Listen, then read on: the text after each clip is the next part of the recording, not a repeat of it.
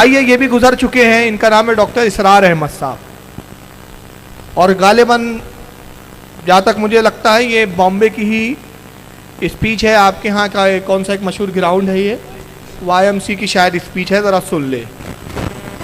عید میلاد النبی ایک نئی عید ہو گئی ہے، کیا اس کا حکم دیا محمد رسول اللہ نے؟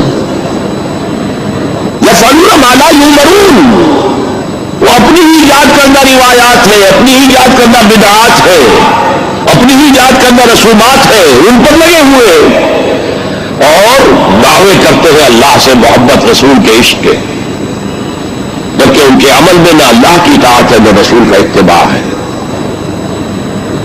اب جب ایسی حالت پیدا ہو جائے تو کیا کریں؟ فمن جاہدہم بیدہ فہو مومن، تو جو مسلمان بھی ان کے خلاف جہاد کرے گا اپنے ہاتھ سے، اپنی طاقت سے، وہ مومن ہوگا. ومن جاہدہ بلسانہ فہو مومن، اور جو ان کے خلاف جہاد کرے گا اپنی زبان سے، وہ بھی مومن ہوگا. وہی 3 درجے. ومن جاہدہ بقلبہ فہو مومن، دل سے نفرت رکھ کر جو جہاد کرے گا بالقلب، وہ بھی مومن ہوگا. فما وراء ذلک من الایمان حبۃ خردل، اس کے بعد تو ایمان رائی کے دانے کے برابر بھی نہیں ہے. دیکھ رہے ہیں کتاب کون سی ہے؟ سنن ابن ماجہ. سنن ابن ماجہ باب العتیمہ، یعنی کھانے کا بیان. امام ابن ماجہ حدیث نمبر 3366 کے تحت یہ حدیث لائے ہیں. امام ابن ماجہ کہتے ہیں ان سلمان الفارسی قال سئل رسول اللہ صلی اللہ علیہ وسلم عن السمن والجبن والفراء. حضرت سلمان فارسی رضی اللہ تعالیٰ عنہ روایت کرتے ہیں کہ اللہ کے رسول سے لوگوں نے سوال کیا، پوچھا اللہ کے نبی گھی کے بارے میں کیا حکم ہے، ہمیں گھی کا حکم بیان فرمائے. پنیر کے بارے میں کیا حکم ہے بیان فرمائے. اور والفراء، فرا کے 2 ترجمے کیے ہیں لوگوں نے. ایک یہ ہے کہ جنگلی گدھا ہوتا ہے نا، اس کے بارے میں. اور بعض نے اس کا یہ مفہوم لیا کہ فرا سے مراد ہوا ہے چمڑے کا لباس. چمڑے کا لباس پہننے کا کیا حکم ہے؟ اب بہرحال یا تو چمڑے کا لباس ہے یا وہ جنگلی گدھا ہے. تو 3 چیزوں کے بارے میں نبی سے پوچھا جا رہا ہے، اللہ کے نبی ان کے کھانے کے بارے میں، ان کے استعمال کے بارے میں کیا حکم ہے؟ کیا ہم گھی کھا سکتے ہیں؟ کیا ہم پنیر کھا سکتے ہیں؟ کیا جنگلی گدھے کا گوشت کھا سکتے ہیں؟ یا ہم اس جانور کا لباس کا جو ہے چمڑے کا لباس پہن سکتے ہیں جن جانوروں کو عام طور پہ کھایا نہیں جاتا، جو حلال نہیں ہے سوائے سور کے؟ اللہ کے نبی نے کیا جواب دینا چاہیے تھا؟ بولو سیدھا سا ایک جواب، بھائی گھی حلال ہے، پنیر حلال ہے، جنگلی گدھا حرام ہے. حرام بتا دیتے، حلال بتاتے نہیں.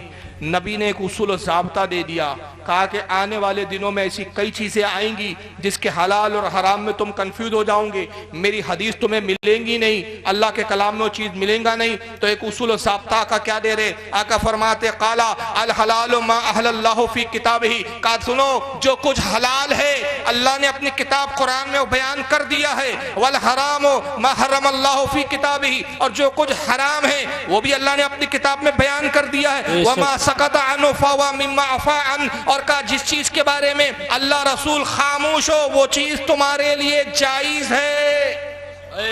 سبحان اللہ، سبحان. جس کو اللہ نے منع نہ کیا ہو وہ جائز، جس کو رسول نے منع نہ کیا ہو وہ جائز، جس کو منع کیا گیا کتاب اللہ میں بیان کر دیا، اور جس کے بارے میں کتاب اللہ میں بیان ہی نہیں ہوا، نہ میں نے حدیث میں تمہیں روکا. تو جب میں نے نہیں روکا تو ملا کون ہوتا ہے روکے؟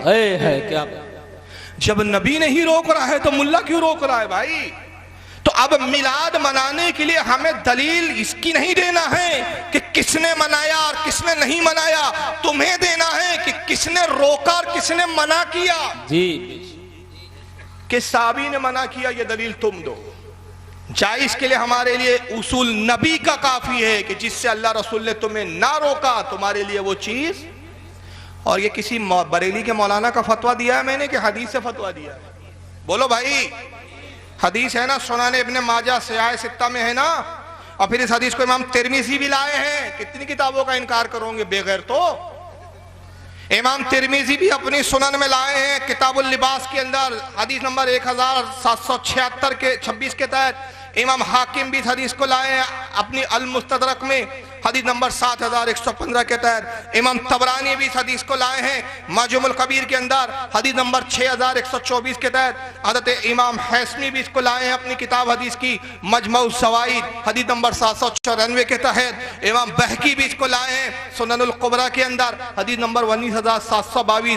میرے پاس کئی حوالے ہیں، یعنی وہاں سے لے کر یہاں تک ہر زمانے کے علماء اس حدیث کو بیان کرتے آ رہے اور اصول یہی بیان کر رہے ہیں کہ جس سے اللہ رسول نہ منع کرے وہ تمہارے لیے جائز۔ ممانعت کے لیے دلیل چاہیے، جو منع کرتا ہے وہ کتاب اللہ میں دکھائے منع کہاں لکھا ہے، جو ناجائز و حرام بولتا ہے وہ حدیث میں دکھائے حدیث میں رسول نے کہاں روکا ہے۔ مگر ان مولویوں کی بے غیرتی دیکھو، کہا میلاد نہیں عید ہو گئی ہے کہ اللہ کے رسول نے حکم دیا، اور جب ایسی صورت ہو جائے کہ لوگ میلاد منائے تو کیا کرو، فمن جادہ بیدہ فہو مؤمن، ایسے لوگوں سے جنگ کرو، جہاد کرو۔ یعنی میلاد منانے والے ان کے نزدیک اتنے بڑے مشرک کہ ان سے جہاد کرنا ان پہ فرض ہو گیا ہے۔ جہاد کس سے کیا جاتا ہے؟ دوسرے لفظوں میں جو آپ کو تانے دیتے ہیں نا کہ بریلوی سب کو کافر کہتے ہیں، یہ خود ہمیں کافر کہہ رہے ہیں۔ ان کے نزدیک کرسمس ڈے منانے والوں سے جہاد فرض نہیں ہے، نیشنل ڈے منانے والوں سے جہاد فرض نہیں ہے، وہ کسی اور معبود کا جنم دن منانے والوں سے جہاد فرض نہیں ہے۔ کس سے فرض ہے؟ جو اپنے نبی کی میلاد مناتے ان سے جہاد فرض ہے، اور کہتے ہیں کہ ان سے جہاد کرو، اور اگر تلوار سے طاقت سے جہاد نہیں کر سکتے تو کیا کرو پھر؟ فَمَنْ جَاهَدَهُ بِلِسَانِهِ فَهُوَ مُؤْمِنٌ، تو زبان سے جہاد کرو، ان کے خلاف زبان سے بولو، ان کے خلاف زبانیں استعمال کرو، یہ بھی ایک طرح سے زبان کا جہاد ہے۔ اور اگر زبان ہلانے میں بھی ڈر محسوس ہو، بریلیوں کی تعداد زیادہ ہو اور ڈرو کہ توڑ تاڑ کر دیں گے یہ لوگ، تو پھر کیا کرو؟ مولوی صاحب کہتے ہیں فَمَنْ جَاهَدَهُ بِقَلْبِهِ فَهُوَ مُؤْمِنٌ، اپنے دل سے جہاد کرو اور اپنے دل میں ان سے نفرت رکھو۔ کیا نبی کی پیدائش منانے پر اتنے بڑے مجرم ہو گئے کہ تم سے نفرت کی ضرورت پڑ گئی ان کو؟ کیا قصور ہے آپ کا بتاؤ؟ نبی پیدا ہوئے، یہ بھائی ہم ذکر کر رہے ہیں کہ آج کی تاریخ 12 ربیع الاول کو حضور کیا کیے؟ تشریف، کون سا اس میں گناہ ہو گیا؟ بھائی نبی آئے، خوشی مناؤ، آج خوش ہیں ہم کہ آج ہی کی تاریخ کو ہمیں ہمارا نبی میسر آیا، ہمیں ہمارا نبی ملا۔ نبی نہ ملتے ہماری زندگی کفر کے عالم میں گزرتی، نبی نہ ہوتے ہماری زندگی دوزخوں والی زندگی ہو جاتی۔ نبی ملے تو ساری نعمتیں ہیں، نبی ملے تو ساری برکتیں ہیں۔ ہم اس بات کو لے کر اس تاریخ جیسی وہ تاریخ آئی جس تاریخ کو ساری نعمتیں آئی، ساری برکتیں آئی، اللہ کا انعام ہمیں دیا گیا، ہم خوش ہو گئے۔ آپ کے پیٹ میں کیوں تکلیف ہوئی؟ کیا پرابلم ہے اس میں؟ کون سا گناہ کا کام کیا؟ کیسے شرک ہو گیا؟ کیسے ہم مشرک بن گئے؟ کیسے ہم پر آپ کا جہاد فرض ہو گیا؟ ارے میلاد منا کر تو ہم نے توحید کو بلند کیا۔